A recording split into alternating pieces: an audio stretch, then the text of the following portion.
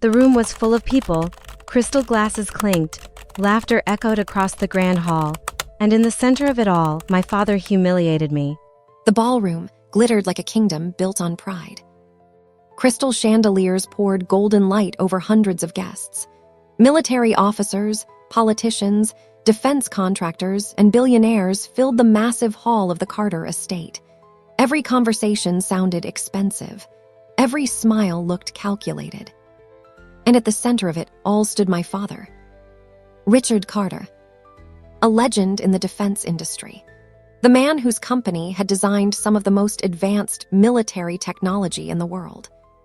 Tonight was supposed to be a celebration. Instead, it became my humiliation.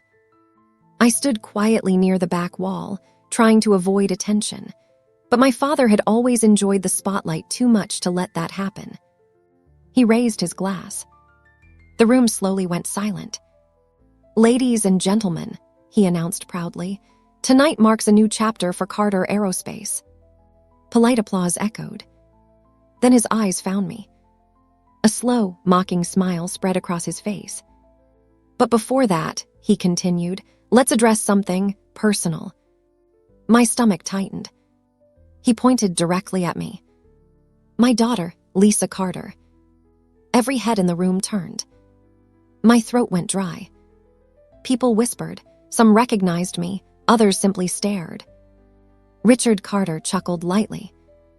"You see, everyone expects a great man's child to be exceptional."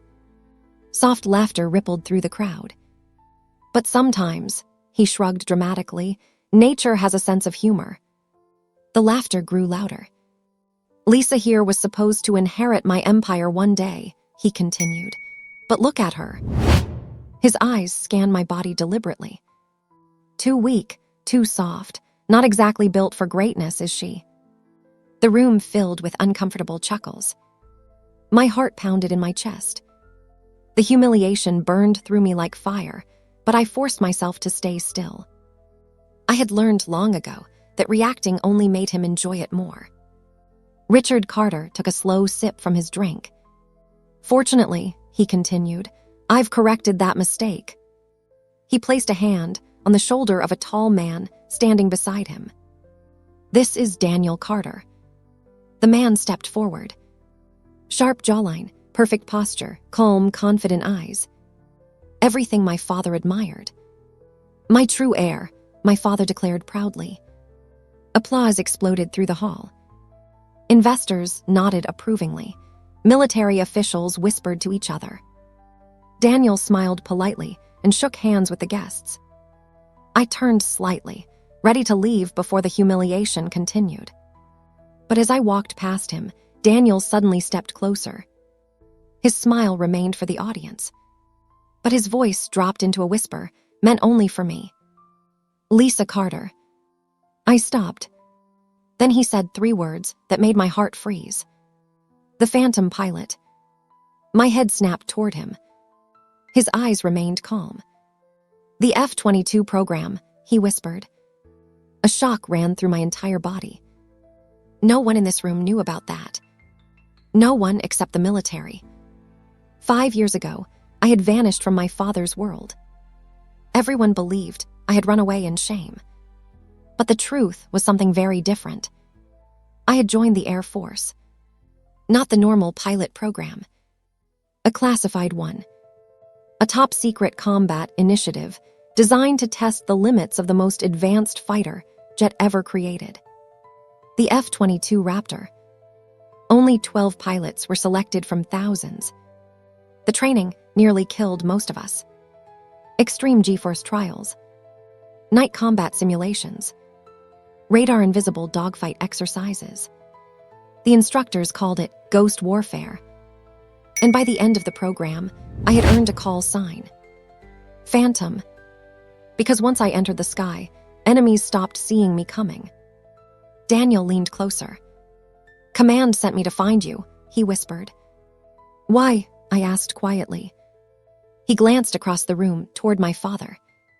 "Because your father just sold classified stealth technology." My breath stopped. "To who?" Daniel's expression hardened. Hostile buyers. Before I could respond, his phone vibrated. He checked the screen and his face turned serious. That's bad. What happened? He showed me the display. Satellite radar. 3 unidentified aircraft. Moving fast. Stealth signatures. Approaching U.S. airspace. These are prototype fighters, Daniel said quietly. My mind raced. My father had secretly sold advanced stealth systems. And someone had just launched them. Military jets couldn't track them. But Phantom systems could. Daniel met my eyes. Your aircraft is already waiting. Where? He gave a small ironic smile. At your father's private airfield. Across the room, my father noticed us talking. He raised his voice again. Lisa. The crowd turned back toward us. You're not leaving already, are you? He said mockingly. The evening just got interesting. A few guests laughed again. But this time, something inside me had changed. I looked straight at him. Don't worry, Dad, I said calmly. I'll make tonight unforgettable. His smile faded slightly. Daniel and I left the ballroom. 20 minutes later, we arrived at the airfield. The hangar doors slowly opened. Inside waited a shadow shaped like power. The F-22 Raptor. Matte black. Silent. Lethal. My heart steadied the moment I saw it. I climbed into the cockpit and powered up the systems. Screens flickered alive. Engines hummed like a sleeping predator. A voice came through the headset. Phantom, confirm readiness. Phantom ready, I replied. Enemy aircraft approaching civilian zone. Understood. The jet roared down the runway. Within seconds, the night sky swallowed me. Clouds rushed past the cockpit. Radar systems activated. 3 stealth fighters appeared on the tactical display, moving toward a major city. I locked onto the first target. Missile armed. Launch. The explosion lit up the clouds. 1 down. The second aircraft tried to escape. Too slow. Another missile streaked forward. Second explosion. But the third jet turned directly toward me. Aggressive. Experienced. Then the radio crackled. Hello, Lisa. My blood ran cold. That voice. Colonel Marcus Hale. My former instructor. The man who trained Phantom pilots.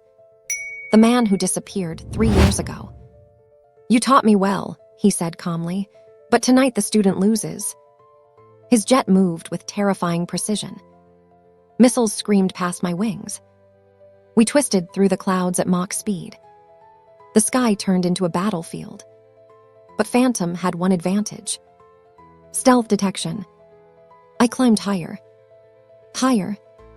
Where oxygen thinned and most pilots lost control. Hale followed. For one moment, he hesitated. That moment was enough. Missile lock. I took a slow breath. Game over, Colonel. Launch. The explosion turned the sky into fire. When I landed back at the airfield, dozens of military vehicles surrounded the runway. Agents stormed the Carter estate. Documents seized. Executives arrested. My father stood outside in handcuffs. His confident smile was gone. I walked toward him slowly in my flight suit. He stared at the Phantom insignia on my shoulder. You, he whispered. I met his eyes. Yeah, Dad, I said quietly. The disappointment. Then I looked directly at him. Tell me something. After everything you said tonight, do you still think I wasn't built for greatness? And if you were standing there watching this moment unfold, what would you do? Would you forgive a father who humiliated you in front of the world? Or would you let him face the consequences of his own betrayal?